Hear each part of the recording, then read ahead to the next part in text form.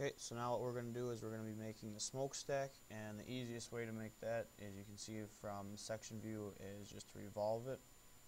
So what we're going to do is we got a new file, create a 2D sketch, and all I'm going to do is I'm just going to sketch out this outline. I can go ahead and dimension it later, or some people like to dimension as they go. I'm going to start with just sketching that out, getting kind of the overall shape. So trying not to get any constraints like right there, how it's locking into midpoints. Let's try not to do that at all. And then I know that this comes down here and ends up going like that. Okay, so you can do this a couple different ways. I actually made this indent here for the holes. You could actually go through and bring this line all the way across and then draw straight down and then counter bore it. You could either do that, but what I'm going to do is just kind of go through and pull off the dimensions from here. Okay, so I know that I have the height of this point is 0.25. Okay, and that kind of scaled it down from here, and now notice how it's to the end point. Okay, so the top of that line, and I'm going to want to click that end point right there is 1.5. Oops, 1.5, and the overall height itself is 1.75. So from here to that end point, 1.75. Go from there. Now this is kind of getting messed up, so I can pull that back down. And since I don't have any dimensions, if it ends up happening something like this when you dimension your 1.75, then again all you do is just grab that line and pull that back down, okay, instead of deleting your whole thing. Alright, now what we're going to do is we can work at this angle that's 15 degrees. So what I'm going to do here is I'm actually going to draw just a construction line, and this, all it's going to be used is as a reference point, and I'm going to dimension from this line to that line. Okay, I'm just going to type in 15 degrees. Okay, so that bumped it in. If you notice here, it's asking for it's not really giving you what angle this goes off at, but what it does give you is the diameter of your needed points right up here.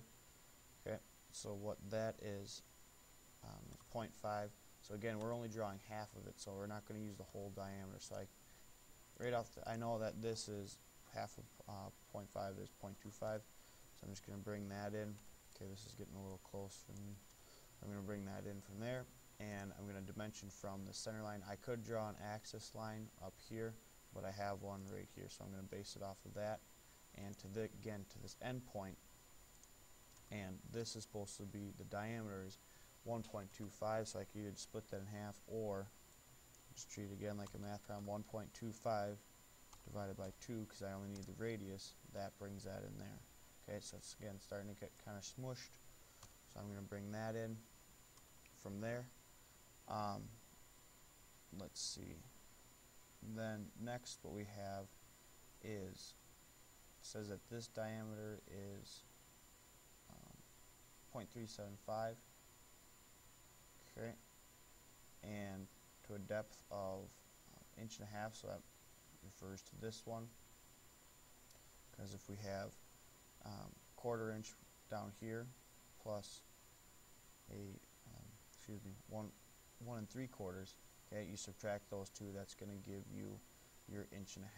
Okay, so we know that this is referring to this hole right here. So the diameter of this hole, the skinny one, is 3/8 of an inch, or 0.375. So I know that, so I'm going to dimension that. Half of that is I can just go 0.375 divided by 2. Okay, that bumps that out there. And just for dimension lines as well, this is also supposed to be 1/4 inch. Next, what I have is my diameter. Okay, and if you notice here, it's a depth of 0.375, so 3/8 of an inch. So that's referring to this, the counter bore part. Okay, so that's 3/8 of an inch.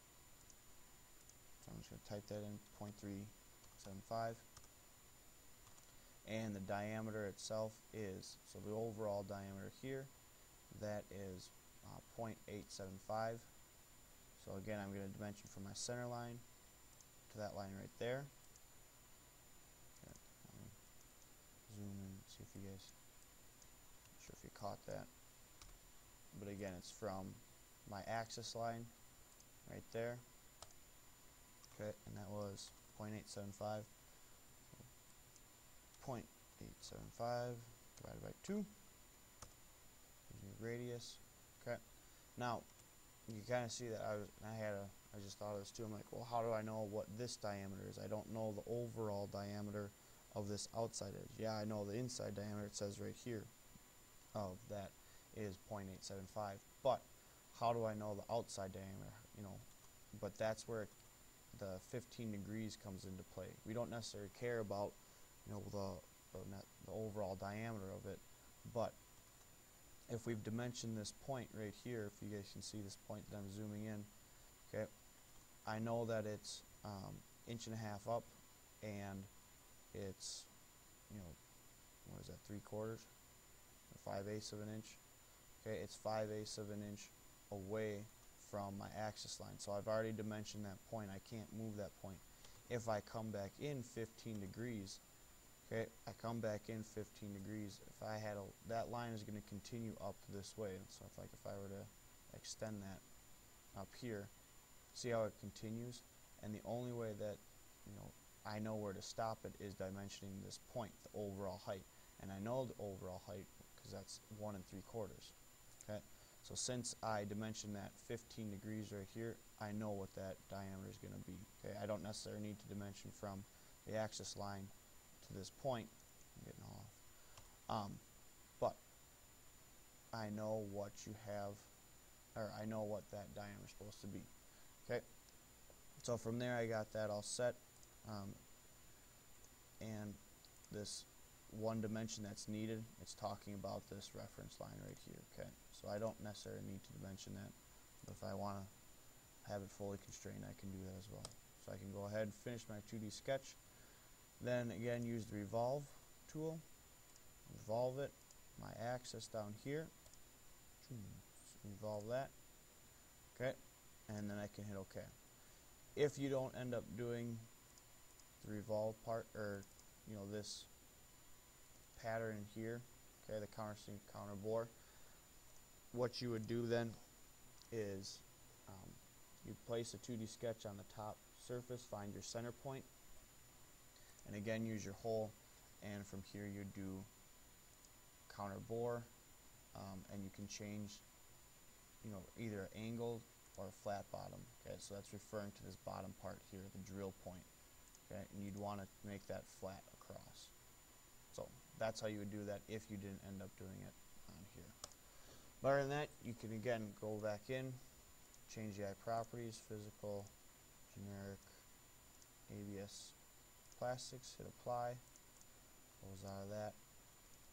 Okay, and maybe I'll do some, I don't know, I'll have to find something, aluminum, give it some shininess. Okay, so you can go ahead and save that.